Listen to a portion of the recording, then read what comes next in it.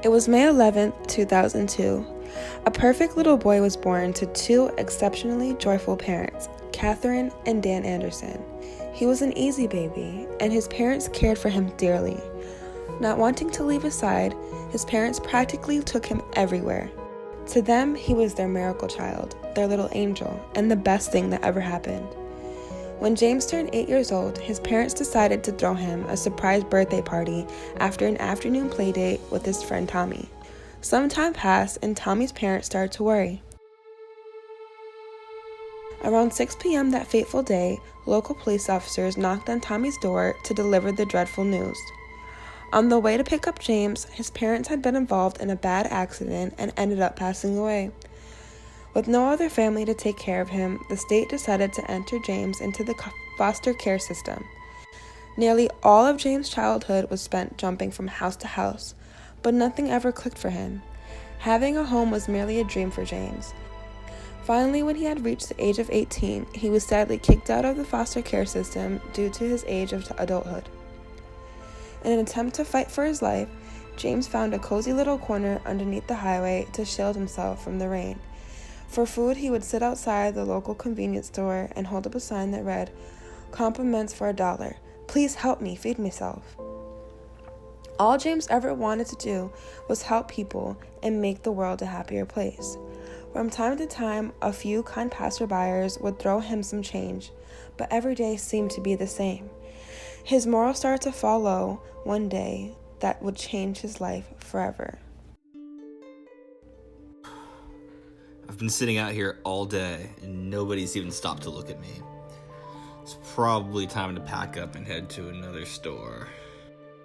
Excuse me, I could use a couple of compliments today if you're still giving them out. What's your name? I'm James. I really like your outfit, and your composure. You look so put together. I wish I could look that nice. What kind of work do you do anyways, if you don't mind me asking? Hi, James. I'm Christine. I don't mind at all. If there's anything I love to talk about, it's my work. I'm the president for this nonprofit organization called Flight. Have you heard of it? No, I haven't. Well, myself and other volunteers act as advocates for young adults that have aged out of the foster care system. Basically, what we do is help these young adults get back on their feet as soon as possible. Flight helps them rent out apartments and homes and even supplies them with the proper tools to go on and get their education. Once they've settled in, our volunteers prepare them to find jobs. Wow, I feel like I just met my fairy godmother or something. See, I was a foster kid. My parents died when I was 8, and I just bounced around from home to home since then. I actually just aged out about 6 months ago. 6 months ago? Where have you been staying since then? I've been living under the overpass by the highway. I sit out here all day, every day, trying to give compliments to anybody who will even notice me. Any spare change I get, I put towards buying food for myself or for anyone else who needs. Wow. James, I sincerely apologize for everything you've been through. How about you come with me to my office? You can meet a few of our volunteers and see if our program would be a good fit for you. That is, if you feel safe going with me. Here, take my business card. Honestly, I don't even think I need to see it. I have a great feeling about you and this whole Flight thing. In the car, James and Christine talked about everything under the sun until they arrived at the Flight Center. The two actually had a lot in common. They both enjoyed sports and were exceptionally good at reading. James knew that this day was going to change his life forever, and Christine even felt like he would be changed too. They finally arrived at the Flight Center, and Christine took James inside to meet the staff. James, I'd like to introduce you to one of our volunteers, Madison. She's going to work with you personally in order to secure your housing and hopefully a job and some schooling. Take my card and give me a call whenever you'd like. I'm so happy I got the pleasure of meeting you. I can't wait to see where our program takes you. Thank you so much. I will never be able to repay you for bringing me here today. Honestly. Hi, James. It's so nice to meet you. I'm Madison, one of the lead volunteers for Flight. I'll be your single point of contact for everything now, but feel free to reach out to any other members. I just have a few questions so I can get to know you a little better. For starters, do you have any interests that I could try to incorporate into your life? Would you be interested in going to college? I never really even thought about it. It was never really an option for me. I entered the foster care system when I was just 8 and bounced around homes, sometimes even 3 in a year. I finished high school, but I sort of just skated by. That is totally fine. You completed high school during a tumultuous time in your life, which is a big deal. Colleges understand that. I can set you up with some advisors to write an essay and get a resume together. But before we do that, let's figure out somewhere for you to stay. That night, James slept in a bed that was his own, in his own apartment for the first time in his life, but not the last. After being set up with a group of advisors who helped James write an essay for college admission, he was accepted under a full-ride scholarship to 3 different schools. For the first time in his life, he had options. James made the decision to go to the school that gave him housing and an on-campus job. Because of the fact that he was given a chance to succeed, he took the opportunity and did just that. He lived on campus and worked very hard every year. He was an exemplary student. He even graduated early with honors and received a degree in finance.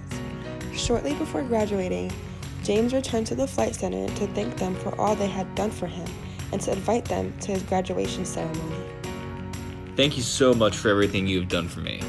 My commencement ceremony is next week, and I dropped by to give you an invitation. I can't even put into words how thankful I am for all that you've done for me. Without you, I would definitely still be sleeping on the streets and still be hungry. I never thought in a million years how I would be standing here giving you an invitation to my college graduation. It's something I didn't even allow myself to dream about because it felt so unrealistic, and you made it possible for me. I am so proud of you, James. You really overcame all of the obstacles in your life and made something out of yourself. Do not attribute all of that to me. Once you got into college, it was you who put all of that work and went above and beyond. Have you ever thought about what you want to do now? I know you studied finance, so maybe I could introduce you to one of our other volunteers here that graduated with the same degree. I'm sure she could probably give you some very helpful tips on entering the workforce. I actually have a couple of interviews set up at investment banks, but yeah, that would be amazing. You've already done so much for me, so if it's too much to ask for, I definitely understand. James, don't be silly. I would do anything I could to help you. And she is a mentor here, so she's probably around here somewhere. Hey, Sarah, I want to introduce you to one of my kids, James. He's graduating with a degree in finance next week, and I was wondering if you have any tips for him? Hi, James. Actually, a few of the other volunteers told me that I should contact you. I own an investment bank and heard you're the hardest worker here. I had to get back to work, but here's my business card. Give me a call this week and we can set up an interview for you at my firm. Thank you so much for the opportunity. I promise I will not let you down. James started working for Sarah's investment bank 1 month after he graduated college, and he surely never let his boss down. James worked harder and put in more hours than any other employee, quickly rising in rank. The next year, James had enough money saved to buy his own home, a dream he had while he was sleeping on the streets that he never thought would come true. He returned to the Flight Center and decided to become a mentor to the other kids that just aged out of the foster care system as he had only 6 short years ago. James is one of the best mentors that Flight has ever seen because he knows exactly where to find the kids that are just like him. Every year at the charitable events, the CEO of Flight tells James a story about how she found him that day, homeless outside of a gas station, and felt right then and there that she had to bring him back to Flight with her. It is a stark contrast from the man he gets to see now, someone who owns his own home, has a stable job, and is a Flight volunteer himself. When James talks about Flight, he attributes everything that he has from that day and plans to give back to all of the kids he can every year.